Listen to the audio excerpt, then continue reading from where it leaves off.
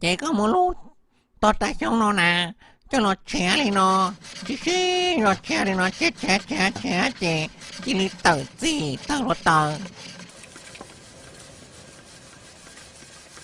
Chứ nó trẻ đi nó trẻ. Nè, chứ cũng nhớ là trẻ. Sao họ, yếu chi tật họ. Nè, yếu chi tật trẻ. Chứ cũng nhiều luôn.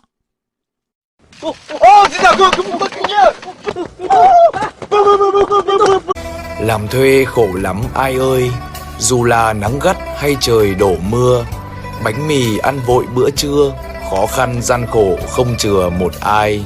Cũng vì hai chữ tương lai, nhủ lòng cố gắng thêm vài năm thôi, tha phương cái cảnh đơn côi, nhớ về cha mẹ bồi hồi khóc thương. Nắng thiêu đốt cả công trường, nhưng vì manh áo kiên cường vượt qua. Tôi nhớ mẹ cha, nhớ em thơ, nhớ làng quê ngõ phố, từng hàng cây chiếc lá đu đưa.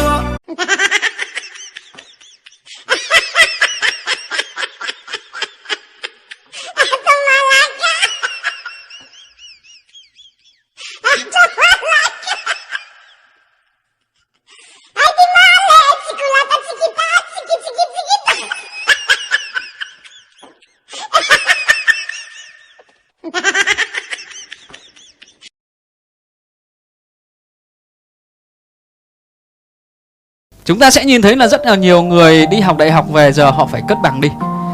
Để làm gì? Để làm gì cả nhà?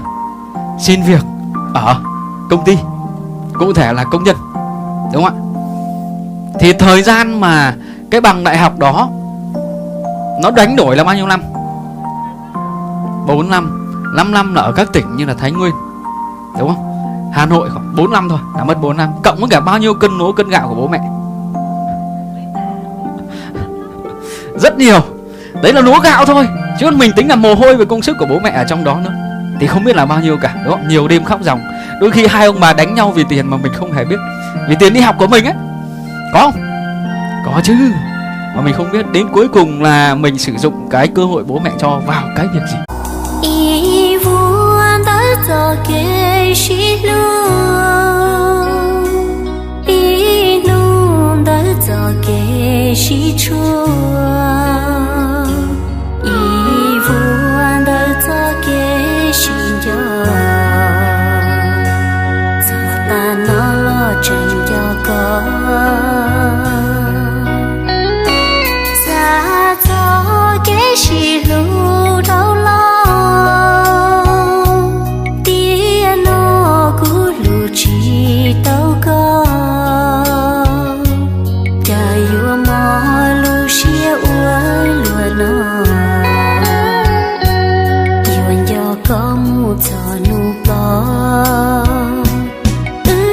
Cú sơn tận bông trống tận nó theo hỗ trợ tao xia tuột xia giờ y chê nó theo mình xua cá xua nông cua rõ rõ đó có mỗi ưu cú kể khóc lần con trậu thâu u cho lò sát xa với cha tao cuốn do xứ ở lúc cô mua giờ chỉ liên đường chia sẻ đã của sa cổ mua lò cú mà linh cá xia tao hai tia với cha cú đã cá đa cú tụ khen lò một giờ tán tu linh nó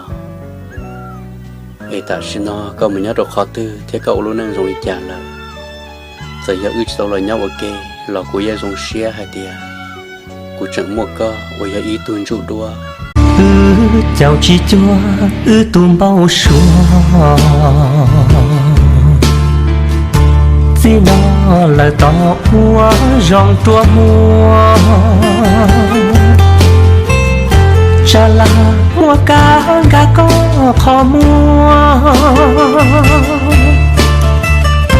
chỉ lúa tua hồn trống do tua cần tao tia si tung chua tơ tua yo ua đá ua gió tuôn chia ua khê nhỏ giờ tê số tem đó lũ của muôn thó hay chỉ tao ý lo trừ